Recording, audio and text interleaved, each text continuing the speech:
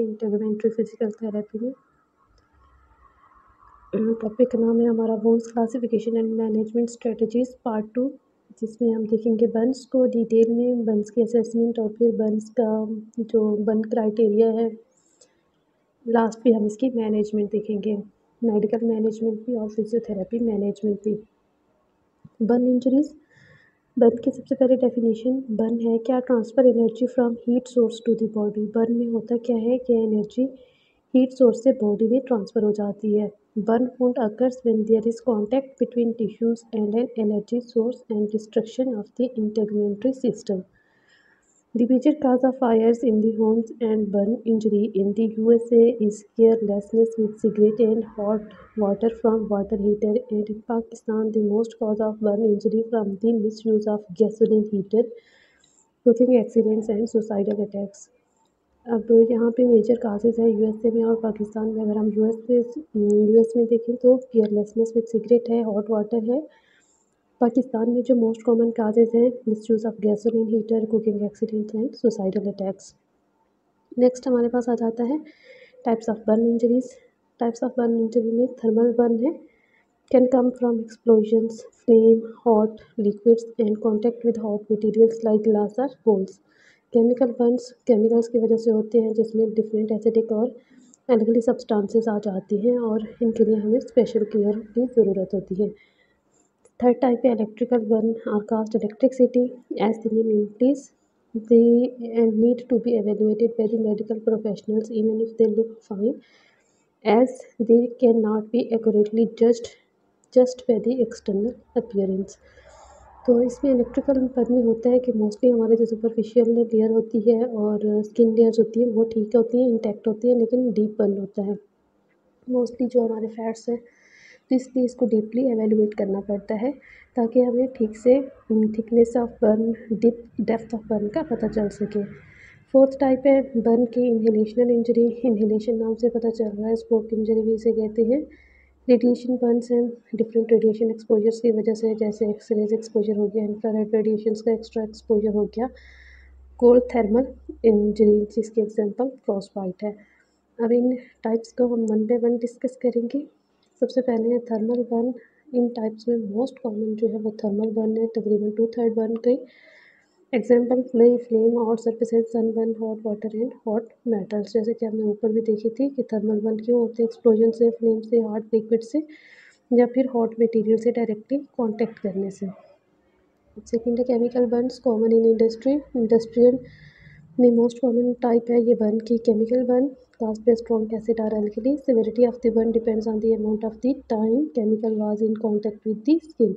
जितने ज़्यादा टाइम के लिए वो केमिकल हमारी बॉडी पे रहेगा उतना ज़्यादा बर्न होगा। मतलब इसकी सेवेरिटी डिपेंड करती है टाइम ड्यूरेशन पे। इसलिए केमिकल बर्न को फ़ौरन से पहले हम वॉश आउट करते हैं ताकि वो केमिकल हमारी स्किन से रिमूव हो और जो बर्न है वो डीपली ना हो। Chemical burn, more than 30% of the chemical burn causes cases resulted into the fatal. Mostly 30% से ज़्यादा जो है वो फैटल लीड टू डेथ है। More than 25,000 chemicals can cause burn.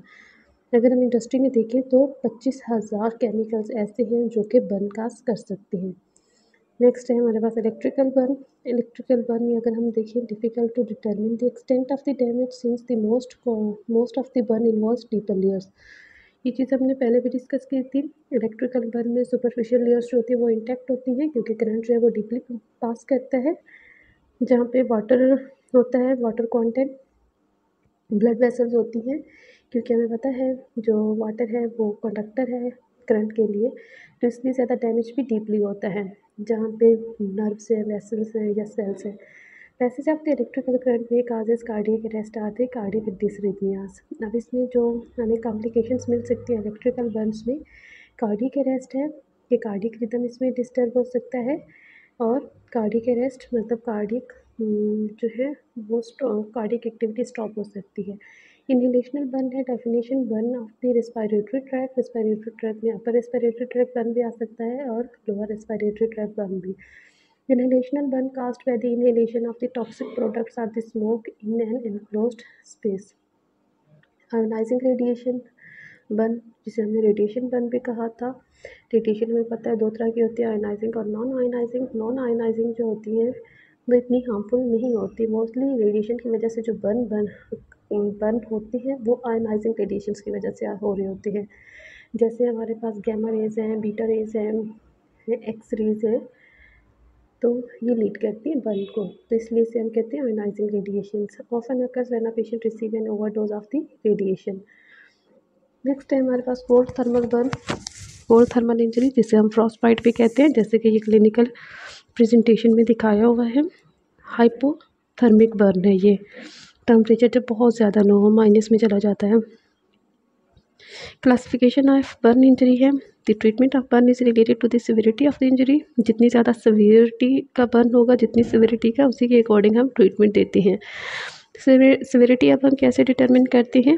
Depth of burn, कितना डीपली है वो बर्न, और एक्सटेंट क्या है कि उसका एरिया कितना है, total body surface area. Fourth है लोकेशन ऑफ द बर्न, कि हमारे वाइटल ऑर्गन्स तो नहीं इन्वॉल्व, अगर वाइटल ऑर्गन्स इन्वॉल्व हुए तो वो सिवियर बर्न होगा, अगर तो एक्सट्रीमिटीज़ हुई तो वो लेस सिवियर है। या फिर हम देखेंगे पेशेंट रिस्क फैक्टर्स के, पेशेंट के फर्दर रिस्क फैक्टर्स कौन से हैं, ये भी सिविरिटी डिटरमिन करते हैं, रिस्क फैक्टर्स। सबसे पहले हम बात करेंगे डेप्थ ऑफ बर्न की। According to the American burn association there are new categorizing to the sun burn. Burn की जो कैटेगरीज हैं उसमें सबसे पहले आ जाता है सुपरफिशियल बर्न, जिसे फर्स्ट डिग्री बर्न कहते हैं, जिसमें एपिडर्मल जो है वो लॉस हो जाती है, वो सिर्फ उसी का बर्न होता है।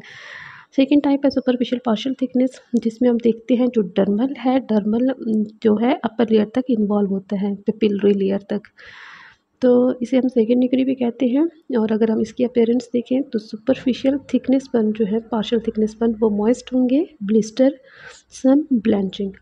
डीप पार्शियल थिकनेस, इसमें जो डर्मस है, स्किन की सेकेंड लेयर, वो फुली इन्वॉल्व होती है, मतलब रेटिकुलर लेयर भी इसमें इन्वॉल्व होगी, लेकिन ये होगा सेकेंड डिग्री बर्न। लेकिन इसको हम डिफ्रेंशिएट कैसे करेंगे सुपरफिशियल पार्शियल थिकनेस से?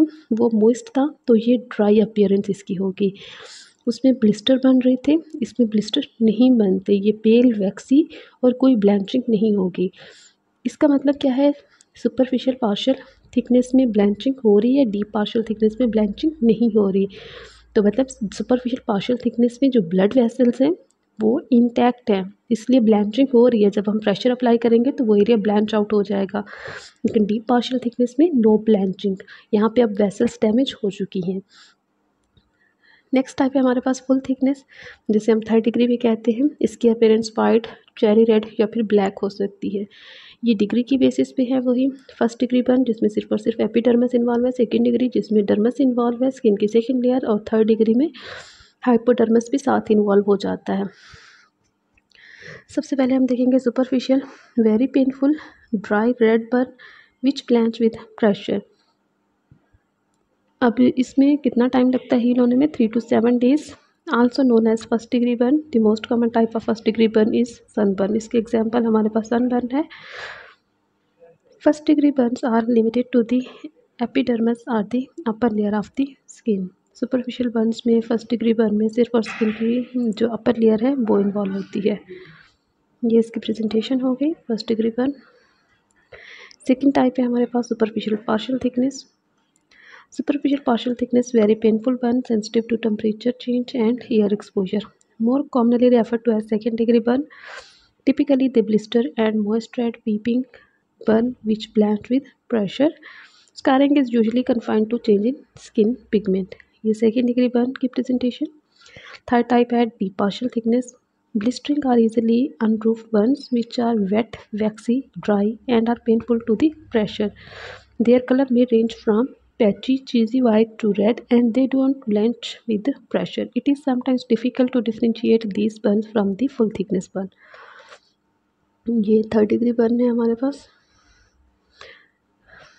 फुल थिकनेस बर्न भी कहते हैं थर्ड डिग्री बर्न को। Burns which causes the skin to be waxy white to jet black and tend to be painless. Healing is very slow if at all and may require skin grafting. Severe scarring usually occurs. Characteristics of Burns हैं various depth के according, depth के base पे अभी हमने देखा है superficial Burns है, superficial partial thickness है, डीप पार्शियल थिकनेस है और फुल थिकनेस है। अगर हम टिश्यू के इन्वॉल्वमेंट देखें तो सुपरफिशियल जो फर्स्ट लाइन है उसमें मिनिमल एपिथेलियल डैमेज होता है। सुपरफिशियल पार्शियल थिकनेस में हमारे पास एपिडर्मिस और मिनिमल डर्मिस यानी कि वो पेपिलरी लेयर तक इन्वॉल्व होगी डर्मिस। डीप पार्शियल थिकनेस में इंटायर डर्मिस है, डर्मिस जो है वो रेटिकुलर लेयर तक होती है, लेकिन इसमें स्वेट ग्लैंड्स इंटैक्ट रहते हैं। फुल थिकनेस में ये सारे स्ट्रक्चर्स इन्वॉल्व होंगे, इवन हाइपोडर्मिस भी इन्वॉल्व हो सकता है। अब अगर हम काजेस देखें तो सुपरफिशियल जो बर्न है, फर्स्ट लाइन बर्न है, वो सन की वजह से मोस्टली हो रहे होते हैं। सुपरफिशियल पार्शियल थिकनेस वो फ्लैश और हॉट लिक्विड्स की वजह से, और deep partial thickness flash hot liquids, इसके अलावा हॉट सॉलिड्स जो होते हैं, flame and intense radiant energy injury. Full thickness की जो कॉमन काज है सस्टेन फ्लेम है, electrical, chemical and steam. Characteristics हमने देख ली थी। वैसे जो सुपरफिशियल बर्न होते हैं वो ड्राई होते हैं, blister after 24 hours, pinkish red होते हैं, blanch with pressure. Superficial partial thickness moist होते हैं, पिंकिश या फिर मॉडल्ड रेड होंगे, ब्लिस्टर फॉर्मेशन होगी, सम ब्लैंचिंग इसमें होगी। डीप पार्शियल थिकनेस में dry pale waxy no blanching. Full thickness में leathery cracked avascular white cherry red और ब्लैक। पेन की इंटेंसिटी देखेंगे, सुपरफिशियल में पेनफुल है, superficial partial thickness burn pain और hyper aesthetic, deep partial thickness sensitive to the pressure होते हैं, और फुल थिकनेस जो है 3rd डिग्री बर्न वो लिटिल पेन के साथ होते हैं, क्योंकि इसमें नर्व डैमेज हो चुकी होती है, नर्व एंडिंग्स जो। हीलिंग है नेक्स्ट। इसमें सुपरफिशियल जो बर्न है इसमें मोस्टली 5 डेज लगती है, कोई स्कारिंग नहीं होती। सुपरफिशियल पार्शियल थिकनेस में 21 से 28 डेज तक मिनिमल स्कारिंग होती है। डीप पार्शियल थिकनेस में जो है हमारे पास 30 days to months. Late hypertrophic scarring, marked contractures बनते हैं, और फुल थिकनेस में जो है can not self regenerate, need grafting. इसमें हीलिंग होगी ही नहीं, हमें ग्राफ्टिंग करनी पड़ेगी। नेक्स्ट ये इसकी प्रेजेंटेशन है बर्न की, जिसमें पैचेस फॉर्म में बर्न हुआ है, अपर लिम्स भी इन्वॉल्व हो रही हैं, ट्रंक एरिया भी इन्वॉल्व हो रहा है। Extent of the body surface injured, surface area injured. इसमें various methods are used to estimate the total body surface area affected by the burns. Among them are the rule of 9, Lewin and Browder methods and the palm methods. अब हम assessment कैसे करेंगे कि total कितने percent area burn हुआ है, उसके लिए ये 3 टूल्स यूज़ होते हैं। रूल ऑफ 9 है, लियोन ब्राउडर मेथड, और थर्ड वन है पाम मेथड। अब इनको हम वन बाय वन डिस्कस करेंगे। रूल ऑफ 9, जैसे कि नाम से पता चल रहा है, रूल ऑफ 9 में क्या होते हैं, हम पूरी बॉडी को 11 पार्ट्स में डिवाइड करते हैं और हर पार्ट को हम 9% देते हैं। 11 इंटू 9 कितना हो गया, 99%, और जो रिमेनिंग 1% होता है वो पेरिनियल रीजन हो जाता है। An estimation of total body surface area involve in burn is simplified by using the rule of 9। It is quickly way to calculate the extent of burn. इसमें हम ईजिली और within no time calculation कर सकते हैं। System assign percentages in multiples of 9 to major body surfaces, जैसे कि इस picture में हमें नज़र आ रहा है। रूल ऑफ 9 में हेड एंड नेक में टोटल कितना होगा, इंटीरियर और पोस्टीरियर मिला के 9%। अगर हम इंटीरियर हेड की बात करें या पोस्टीरियर हेड एंड नेक की बात करें तो वो 9% का हाफ हो जाएगा, यानी कि 4.5। इसी तरह अपर लिम इंटीरियरली 4.5 और पोस्टीरियरली 4.5। अगर हम ट्रंक को देखें तो ट्रंक में जो अब चेस्ट है वो 9%, एब्डोमेन वो 9% हो जाएगी, अपर बैक 9% और लोअर बैक 9%। क्योंकि अगर हम देखें ट्रंक 18% फ्रंट है और 18% बैकवर्ड पोस्टीरियरली है, तो 18 और 18 टोटल कितना हो गया, 36%। हम 36% एरिया दे रही हैं ट्रंक को, मतलब इंटीरियर और पोस्टीरियरली।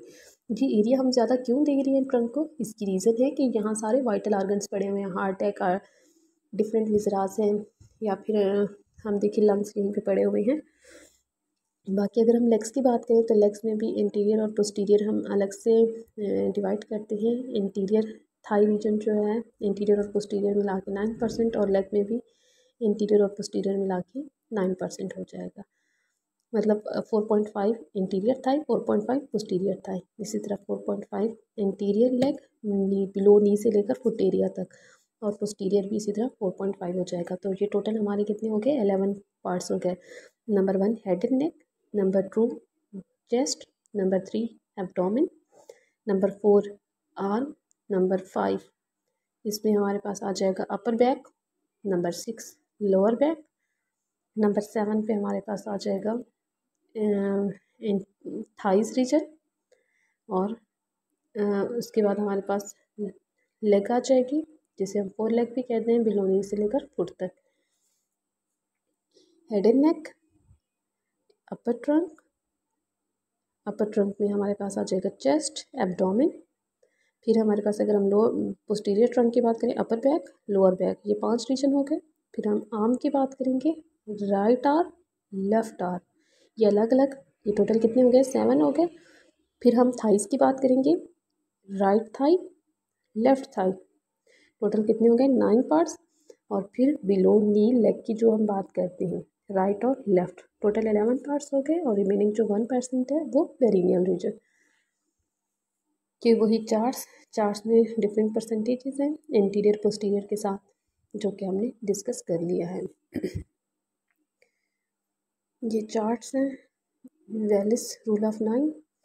सेकेंड मेथड है हमारे पास असेसमेंट का, Lund Browder method. Recognise the percentage of total body surface area of the various anatomic parts specially the head and legs changes with the growth by dividing the body into very small areas and providing an estimate of the proportion of the total body surface area accounted for by such parts, one can obtain reliable estimate of total body surface area। अब ल्यूमर Browder method की ज़रूरत क्यों हो गई, क्योंकि rule of 9 में क्या है कि हम हर पार्ट को 9% दे रही हैं, हम उसमें एज नहीं देख रहे। जैसे हम बच्चों को देखें और एडल्ट्स को देखें, तो बच्चों में हेड साइज़ बड़ा होता है, उनकी जो लेग लेंथ होती है वो कम होती है, तो उनमें हम 99% नहीं कर सकते, क्योंकि उनमें हेड एरिया ज़्यादा है, तो हेड की परसेंटेज ज़्यादा होनी चाहिए। उनकी लेग शॉर्ट है तो लेग का एरिया कम होना चाहिए, इसलिए ल्यूमर एंड ब्राउडर मेथड जो है वो इसकी ज़रूरत महसूस हुई। ल्यूमर एंड ब्राउडर मेथड के अकॉर्डिंग हम एज वाइज डिस्ट्रीब्यूट करते हैं स्मॉल एरियाज़ में पूरी बॉडी को। ये ल्यूमर एंड ब्राउडर चार्ट है। अगर इसमें देखें, हेड एंड नेक जो एरियाज हमारे with the growth with age change होते हैं, उसको हम लेबल करें ए, बी और सी से। इसमें अब ए क्या है हमारे पास, हेड एंड नेक, बी क्या है, थाई रीजन, और सी क्या है हमारे पास, लेग्स है। बाकी जितने भी पार्ट्स हैं उनकी कांस्टेंट है परसेंटेज। अगर हम अपर आर्म की बात करें 2% है, फोर आर्म हमारे पास 1% है, हमारे पास हैंड जो है वो 1% है, 1.5। बटक रीजन 2% हो गया, फुट जो है वो भी 1% है। और बाकी जो ए बी सी है, इसको हम नीचे चार्ट में देखें तो एज वाइज हमें परसेंटेज दी हुई है ए बी सी की, इंटीरियर भी और पोस्टीरियर भी। एज वाइज देखें, अगर हम ए हाफ की बात करें, हाफ का मतलब क्या है, सिर्फ हम इंटीरियर बात कर रहे हैं या सिर्फ पोस्टीरियर की बात कर रहे हैं, तो जिनकी एज 0 है, लेस देन 1 है, उनमें हम 9.5% देंगे।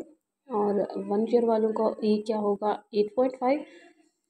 5 ईयर तक जो परसेंटेज हम देंगे ए को, वो हमारे पास है 6.5। 10 ईयर के जो चाइल्ड होंगे उनके जो हेड साइज़ होगा 5.5। 15 ईयर तक जो है वो 4.5 हो जाएगा, और एडल्ट में हम देते हैं 3.5।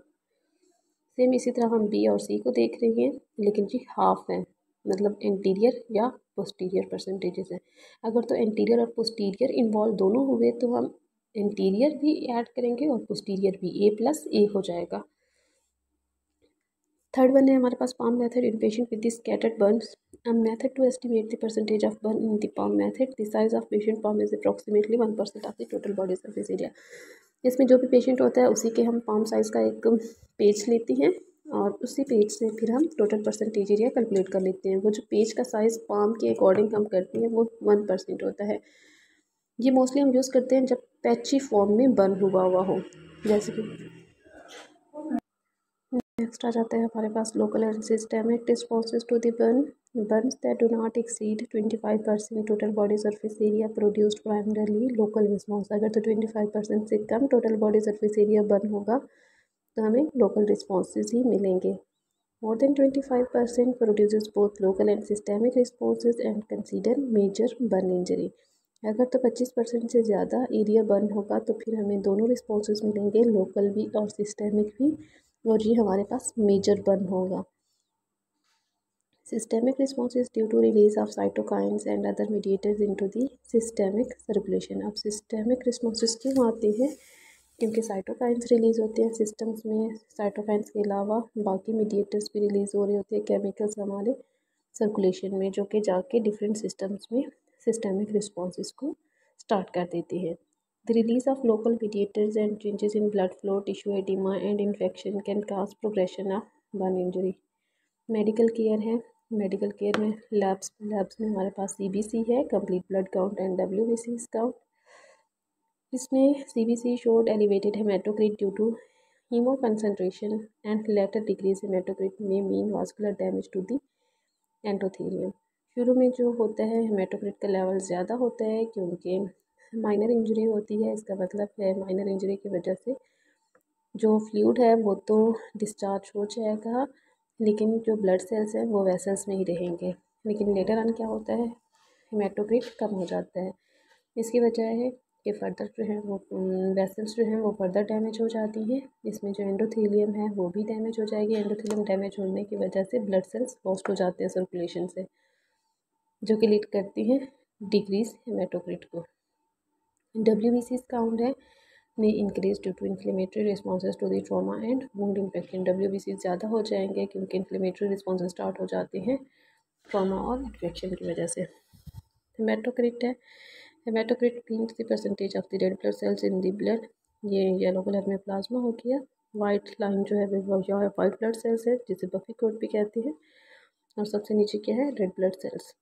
अब blood haematocrit is normally 45% cells and 55% plasma. अगर हम हेमाटोक्रिट को देखें, जो 45% बनते हैं हमारे पास और बाकी रिमेनिंग जो है 55% प्लाज्मा होता है। मेडिकल केयर रेडियोग्राफ्स है, chest x-rays use to identify complications that may occur as result of inhalational injury और with fluid shift from rapid replacement. Second है हमारे पास arterial blood gases use to identify hypoxia और acid base imbalances. Acidosis may noted because of the decreased renal perfusion, hypercapnia and hypoxia may occur with the carbon monoxide poisoning। Medical care ही है, जिसमें next है हमारे पास surgery is required for skin grafting, fasciotomy, debridement और repair of other injuries. IV fluids देंगे क्योंकि इनमें फ्लूइड डिस्चार्ज होता है, पेशेंट डिहाइड्रेट हो जाता है। Massive amount of IV fluids may be required for the fluid resuscitation immediately post burn and will required for maintenance of fluid balance as shifting occurs। Burn management है, wound management, pain control through IV cleanse and debride है, apply topical antimicrobial agents, instruct patient and family on home care and expected outcomes, teach sign and symptom of infection. Topical antimicrobial agents में हम use कर सकते हैं silver sulfadiazine है, mafenide acetate, nanocrystalline silver and silver nitrate solution. Infection control, bath or clean the whole body, debride burn areas, shave hair in the burn areas, wash and cut hair if scalp is burned. Next है dressing, apply topical agents and cover the dressing, elevate burn extremity, fit and apply appropriate splint. Graft है, जैसे हमने देखा था full thickness पर में हम mostly grafting ही कर रहे होते हैं। ऑटोग्राफ्ट सेम इंडिविजुअल से जो लेती हैं, इसमें स्प्लिट थिकनेस ग्राफ्ट यूज़ कर सकते हैं, जो पार्शियल थिकनेस होता है, फुल थिकनेस होता है, या फिर मसल फ्लैप्स यूज़ कर सकते हैं। एलोग्राफ्ट, अगर हम ग्राफ्ट और फ्लैप्स में डिफरेंस देखें तो ग्राफ्ट की अपनी सर्कुलेशन नहीं होती, लेकिन फ्लैप्स की अपनी सर्कुलेशन होती है। एलोग्राफ्ट जो सेम स्पीशीज से लेते हैं एक इंडिविजुअल का दूसरे इंडिविजुअल में, जीनोग्राफ्ट डिफरेंट स्पीशीज से जो लेते हैं। स्क्रोटमी है, procedure used to produce pressure in the burned area by splitting a scar open with surgical scalpel, used when there is decline or absence of pulse or changes in breathing pattern। ये हम कब करते हैं, जब burn की वजह से pulse ना मिल रही हो या कम हो नॉर्मल से, और ब्रीदिंग पैटर्न एबनॉर्मल हो जाए, तब हम स्क्रोटमी कर देते हैं, स्कार को कट ऑफ कर देते हैं ताकि वहाँ पे प्रेशर जनरेट ना हो और हीलिंग इनिशिएट हो सके। Escharotomy for the upper limb extremity and the chest, escharotomy for the lower extremity, escharotomy for the upper extremity post electrical burn. इसमें अगर हम देखें तो सुपरफिशियली इतना बर्न नहीं है, लेकिन डीपली ज़्यादा है। स्कार मैनेजमेंट है, use silicone gel sheets under pressure garments, wear pressure garments 23 hours per day for 1 year. Criteria for transfer to the burn centre कब आपने रेफ़र करना है पेशेंट को, जब टोटल बॉडी सरफेस एरिया 10% से ज़्यादा हो। किन पेशेंट्स में, लेस देन 10 या मोर देन 50, मतलब पीक ऑफ एजेस। और बाकी जो इन दोनों के दरमियान में है मोर देन 10 और लेस देन 50 ईयर्स, इनमें जब total body surface area more than 20% हो तो तब आपने रेफ़र कर देना है burn centre. Face, eyes, years, hands, feet, genitalia, perineum या जॉइंट्स जब इन्वॉल्व हो तब भी हम रेफ़र करेंगे। Full thickness burn more than 5% हो तो तब हम रेफ़र करेंगे। इलेक्ट्रिकल बर्न है तब, ताकि हमारी प्रॉपर असेसमेंट हो सके इलेक्ट्रिकल बर्न में कि कितना डीपली है burn. Significant chemical burn, inhalational injury तब भी हम करेंगे। प्री एग्जिस्टिंग इलनेस अगर कोमॉर्बिडिटी है कोई, रिक्वायर स्पेशल सोशल इमोशनल और long term rehabilitative supports. Physical therapist role है वुंड मैनेजमेंट में। Extend depends on the facility. Prevent contractures, contractures को कैसे प्रिवेंट करते हैं? स्प्लिंटिंग करके, मसाज है, पोजिशनिंग है और प्रेशर गारमेंट्स है। मेंटेन और इंक्रीज ROM, मेंटेन और इंक्रीज मस्कुलर स्ट्रेंथ, मेंटेन और increase vascular cardiovascular endurance, return to the function.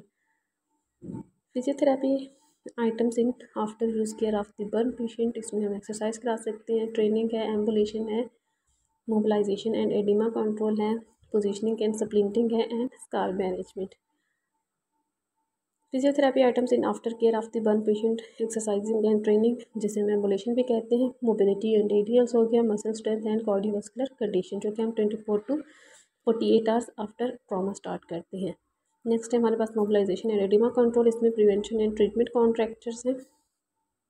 Third है पोजीशनिंग एंड स्प्लिंटिंग जिसमें हमारे पास प्रिवेंशन एंड ट्रीटमेंट कॉन्ट्रैक्चर जिसमें स्टैटिक एंड डायनामिक आ जाती है। स्प्लिंटिंग की ये टाइप्स हैं, स्टैटिक स्प्लिंटिंग है, डायनामिक स्प्लिंटिंग। लास्ट में है हमारे पास स्कार मैनेजमेंट फिजियोथेरेपी में, prevention and treatment of hypertrophic scar, fasting, healing and itch reduction. ये स्कार फॉर्मेशन, स्कार के लिए get rid of the stretch mark, acne mark, wrinkles, burn.